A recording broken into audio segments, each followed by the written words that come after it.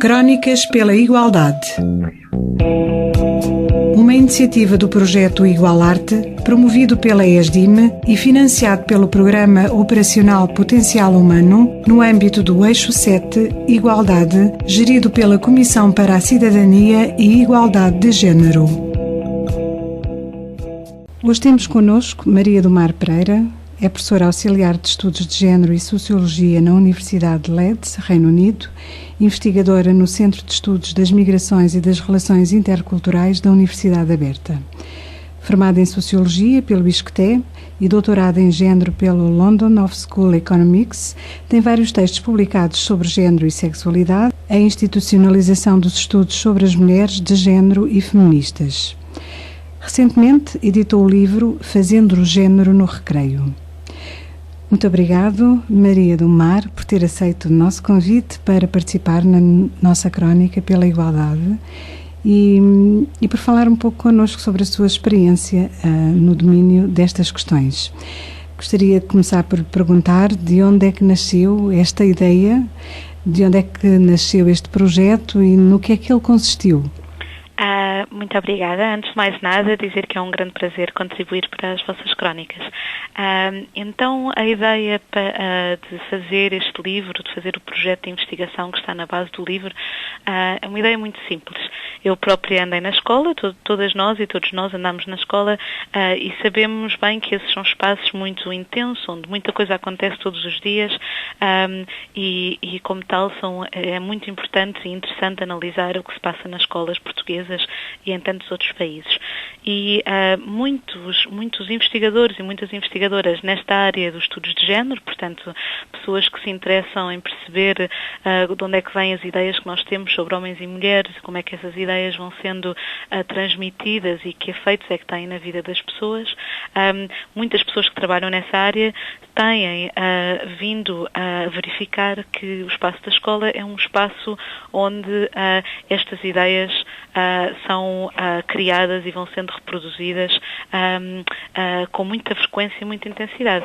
E, portanto, o que nós sabemos na sociologia e nas ciências sociais é que a escola é um espaço, lá está, onde fazemos género, onde todos os dias os rapazes e as raparigas estão a tentar aprender como é que se devem comportar e adaptar o seu comportamento e adaptar o comportamento das colegas em função dessas ideias.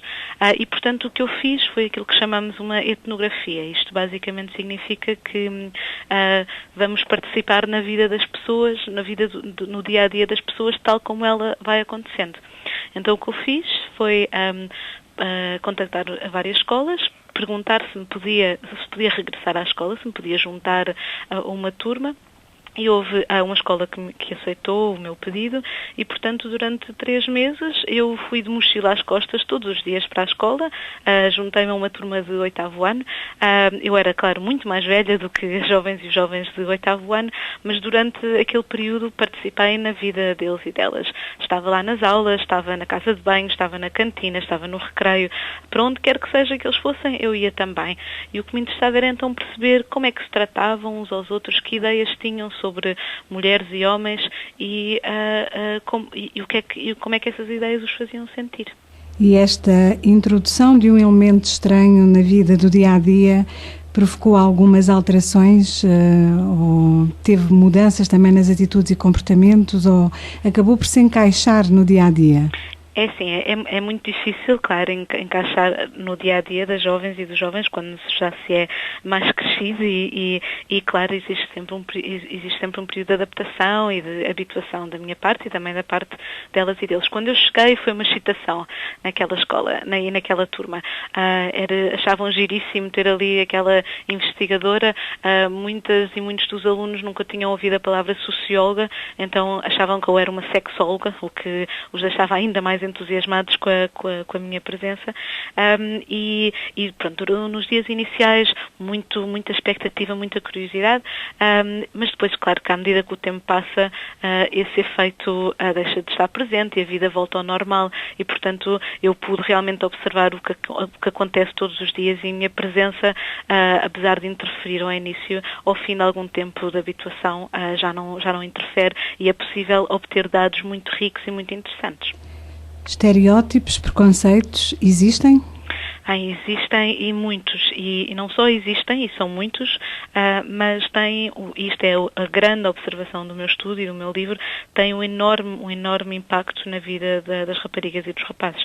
Portanto, eu observei a existência de muitos estereótipos, a ideia de que, por exemplo, as raparigas são cuscas e cuscovelheiras e intriguistas, e os rapazes não são. Claro que o que eu observei foi que tanto raparigas como rapazes eram cuscos e cuscovelheiros. Isso fazia parte das suas amizades, mas havia aquele estereótipo só que as raparigas é que faziam isso e os rapazes não faziam. Diziam eles, as raparigas são cuscas, os rapazes são só curiosos, uma curiosidade saudável, não é como elas.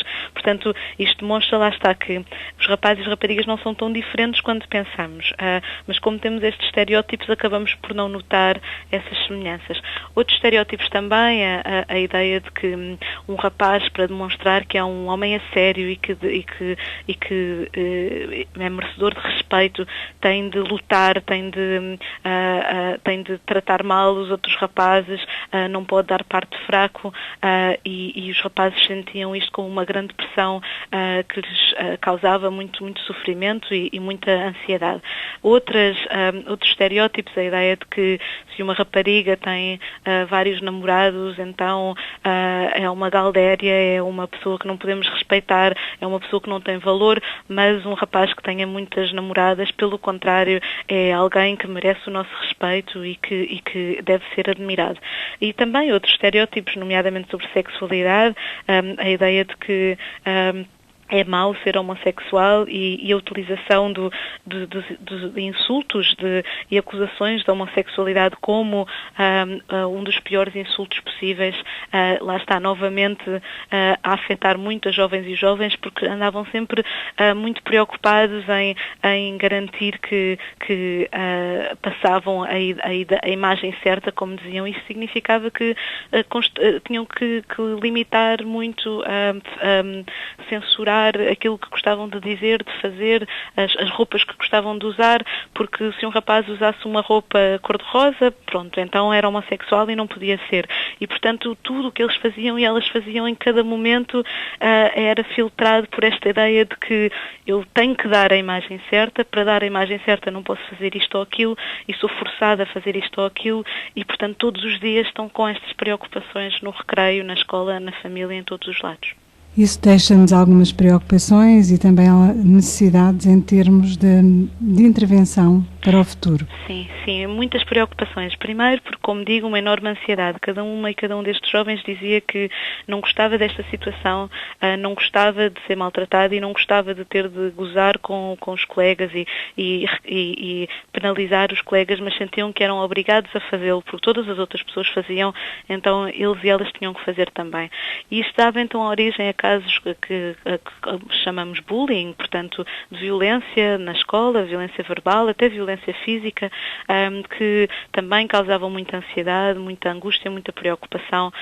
Várias jovens, por exemplo, com grandes problemas de imagem corporal, porque uma das coisas que diziam era que as raparigas têm que ser magras e bonitas, e elas não eram magras ou bonitas o suficiente. Portanto, isto causava muita insegurança, muita ansiedade, muita tristeza, muita preocupação e muito bullying e relações de poder muito nocivas.